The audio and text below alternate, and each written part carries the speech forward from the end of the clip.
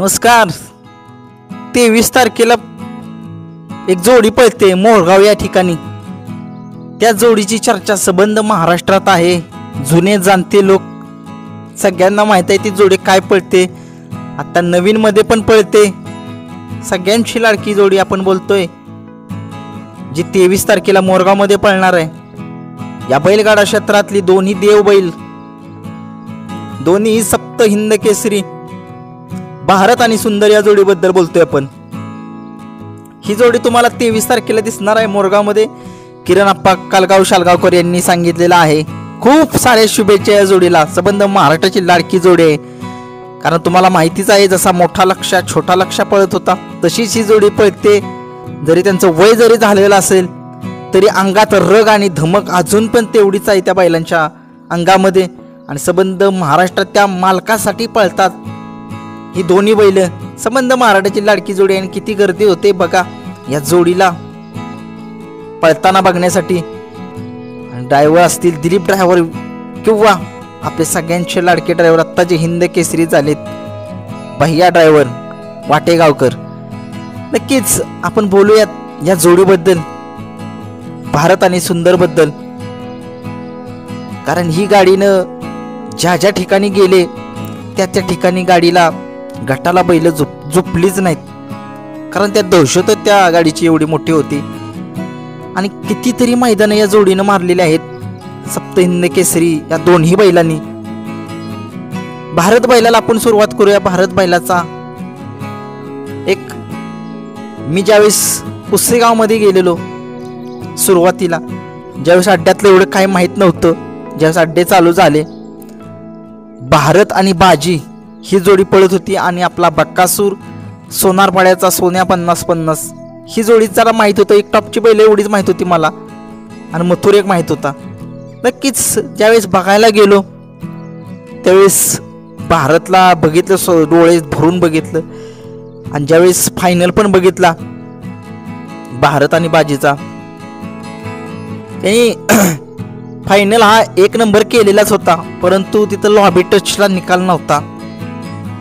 त्याच्यामुळे भारतला उत्तेजनार्थ बक्षीस मिळालं. परंतु बक्कासूर आणि सोनारपाड्याच्या सोन्याला ही गाडी सरळ गेली फाटीला टच न करता. त्याच्यामुळे त्या गाडीला 1 नंबर दिला. त्याच्यामुळेच तो हिंद केसरी तुम्ही बघितलं बक्कासूर तेव्हापासून चर्चेत आला. आणि भारत हा मला बैल माहीत नव्हता. परंतु त्या ठिकाणी भारत हा बैल नावारूपास आला. एक माझ्या म्हणण्यानुसार म्हणजे मी तेव्हापासून भारतला ओळखायला लागलो. आणि ज्यावेळेस एक मैदान होतं भारत केसरीचं मैदान होतं तेव्हा बैलाचं स्पीड कळलं मला की काय पळतोय भारत आणि मैब्या.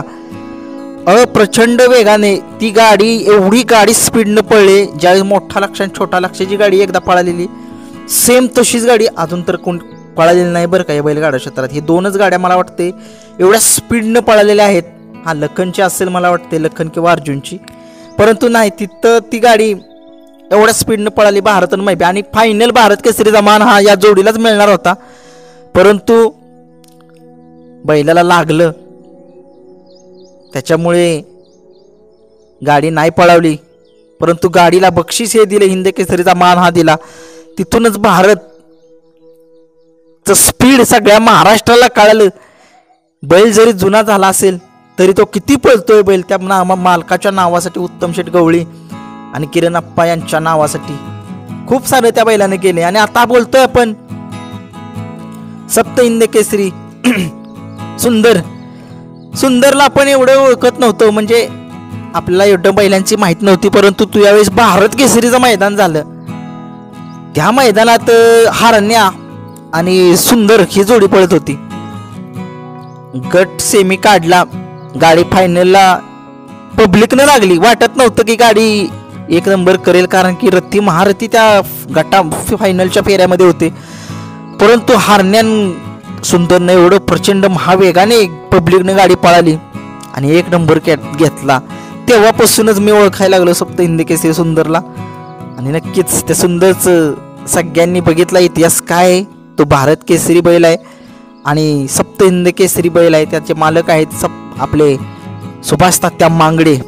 खूप साऱ्या शुभेच्छा मी देतो भारत आणि सुंदरला. 23 तारखेला मोरगावमध्ये ही जोडी पाळणार आहे. खूप साऱ्या शुभेच्छा. धन्यवाद.